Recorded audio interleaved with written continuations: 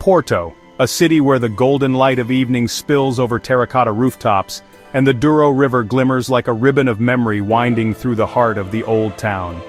The name itself sounds like a promise, a whisper of old tales and new adventures.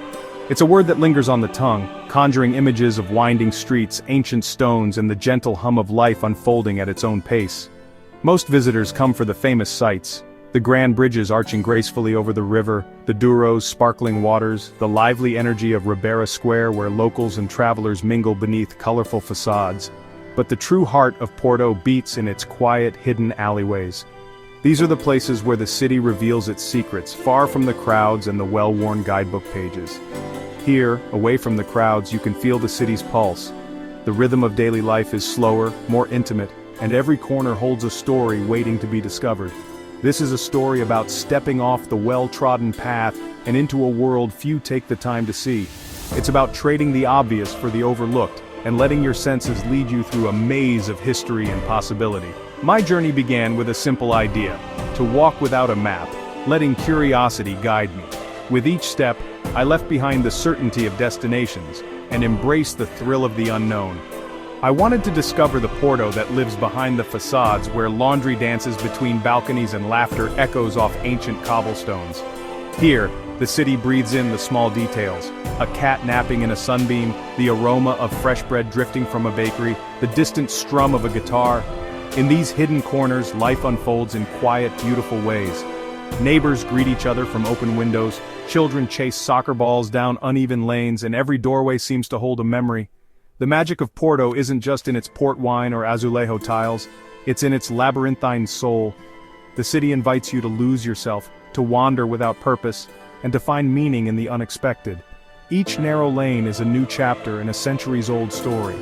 The walls, worn and textured, seem to whisper tales of love, loss, and resilience to those who pause to listen. So, I invite you to wander with me, to listen to the city's whispers and uncover beauty in the small everyday moments. Let's slow down and notice the poetry in the ordinary, the way sunlight falls on a weathered door, or the gentle nod of a passerby. This isn't just about seeing a different side of Porto, it's about seeing the world with fresh eyes. Let the exploration begin, and may each step reveal a new wonder hidden in plain sight. My first foray into the unknown began near the Gran Sé Cathedral, its ancient stones echoing with centuries of stories. The cathedral's imposing presence seemed to watch over the city, a silent guardian at the heart of Porto. While most visitors paused to admire the cathedral's grandeur, I found myself irresistibly drawn to a small, steep street just beside it, Rua das Aldas. It was as if the street itself was calling out, inviting me to leave the well-trodden path and discover something more intimate, more authentic. The moment I set foot on its worn cobblestones flanked by leaning pastel buildings, I felt as though I'd slipped through a portal into another era. The street's uneven stones, polished by countless footsteps, whispered tales of the generations who had lived and loved here. The city's usual noise faded away, replaced by the gentle cooing of pigeons perched on window ledges and the soft echo of footsteps above. In the early morning light, Rua das Aldas felt almost suspended in time, a tranquil world apart from the bustling city just steps away.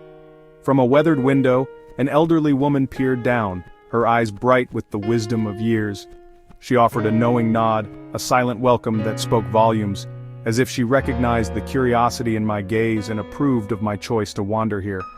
The air was thick with the scent of damp stone, blooming geraniums spilling from window boxes, and the unmistakable aroma of home-cooked meals drifting from open kitchens. Every breath seemed to carry a memory, a fragment of daily life preserved in the street's very walls. Passing a tiny doorway, I caught a fleeting glimpse of a kitchen where generations of recipes lived on. The clatter of pots and the laughter of unseen cooks hinted at family traditions and stories shared over countless meals. Rua das Aldas was a revelation, a perfect introduction to Porto's hidden character. Here the city's soul was laid bare, woven into the fabric of daily life and the quiet resilience of its people. These humble arteries, winding and narrow, are the veins that carry the city's lifeblood, connecting past and present. Each turn revealed another secret, another glimpse into Porto's enduring spirit. With my first step onto Rua das Aldas, I sensed that this journey would be more rewarding than I'd ever imagined, a journey not just through the city but through time itself. where every stone and shadow had a story to tell. From the Dom Luiswan Bridge, Porto's view is breathtaking. A tapestry of terracotta rooftops, winding alleys, and the shimmering Douro River weaving through the heart of the city. The city seems to spill down the hillsides, every building telling a story, every street inviting exploration. Yet my eyes were irresistibly drawn to the Escada dos Guindes, a steep, storied staircase tumbling toward the riverbank, connecting the upper city to the vibrant Ribera district below.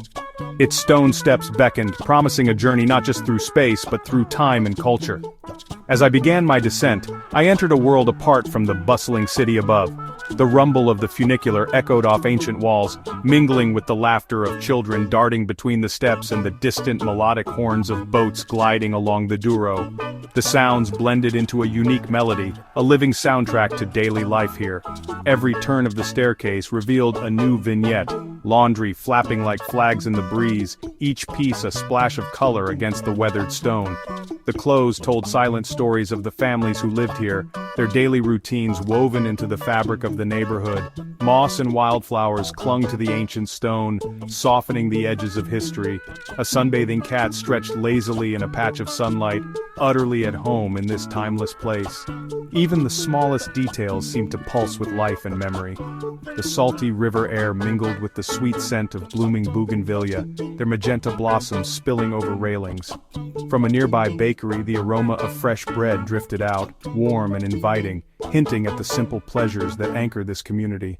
These smells and sounds transported me into the daily lives of those who call this staircase home. I caught glimpses of neighbors chatting on doorsteps, an elderly woman pausing in her doorway to watch the world go by, and children weaving games between the steps. The Escada dos Guindes felt like a living painting, its scenery shifting with every step. The light changed, the sounds evolved, and the faces I passed reflected the rich tapestry of Porto's soul. Each moment was fleeting, yet deeply memorable. Reaching the bottom felt like completing a small pilgrimage, one that left me both exhilarated and contemplative. Looking back up, the staircase seemed even steeper, a ribbon of stone connecting two worlds. The Escada dos Guindes was more than a shortcut between neighborhoods. It was a journey for the senses, a passage through the heart of Porto's everyday magic. Each footstep echoed with stories, each landing offered a new perspective. Here, life adapts to the dramatic landscape, creating beauty and community in unlikely places. The hillside is alive with activity, conversations, laughter, and the quiet resilience of those who have made these steps their home. Sometimes the most direct path is a humble flight of stairs, rich with the rhythms of everyday life. In Escada dos Guindes, every sense is awakened, and every step is a reminder that the soul of a city is found not just in its monuments, but in the ordinary moments that unfold along its well-worn paths. Behind the Palacio da Bolsa, I found Rua da Bainharia, Street of the Swordmakers. One of Porto's oldest streets, it felt like stepping into a history book. The cool air and echoing footsteps conjured images of craftsmen forging swords centuries ago.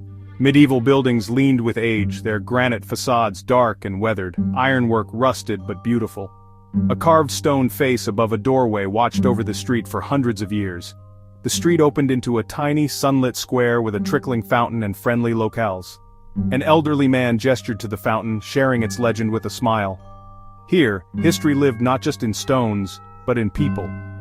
Walking Rua da Bainharia was a humbling reminder that the city's story is still unfolding.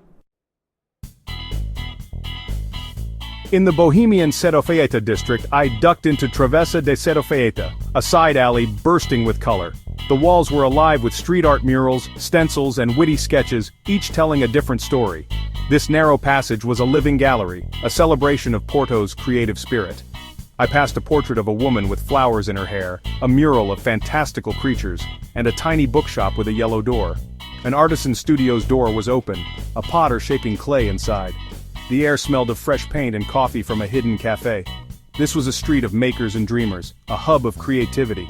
Travessa de Cerofeita showed me Porto's future, bold, evolving, and full of life. Art here transforms space, brings joy, and creates community. Just when I thought I'd seen Porto's most charming corners, I found Largo da Penha Ventosa, a secret garden square. Hidden behind tangled alleys, the square opened into sunlight, an oasis of calm away from the city's bustle. Colorful houses with green shutters and overflowing geraniums surrounded a slender tree at the center. Wooden benches invited rest beneath its shade. I sat, soaking in the peace. An elderly couple on a balcony, a child's laughter, the rustle of leaves. No shops, no cafés, just the quiet rhythm of daily life. In a city full of energy, this stillness was a precious gift. Sometimes the most memorable moments are the quietest. Leaving, I carried its tranquility with me. A secret pocket of calm in the heart of Porto. One joy of wandering without a plan is the people you meet. Near the Clarigos Tower, I paused to admire a blue and white tiled facade. An elderly woman emerged, watering can in hand, and smiled warmly. She spoke in rapid Portuguese, her gestures and pride telling me her family had lived here for generations. The tiles were more than decoration, they were her family's legacy. Our shared appreciation created an instant bond. She disappeared inside, returning with a single fragrant rose from her garden. Her simple act of kindness touched me deeply. This brief encounter was more memorable than any museum. It reminded me that kindness is a universal language. The residents of Porto's quiet alleys are the guardians of its soul. Her gift became a symbol of my journey, unexpected beauty found off the beaten path. Many times in Porto I was completely lost. At first it was unsettling, but soon I embraced the freedom of not knowing where I was. Getting lost made me notice details. A blue-shuttered house, a sleeping cat, music echoing from an alley. The city became a personal puzzle, every discovery a secret victory.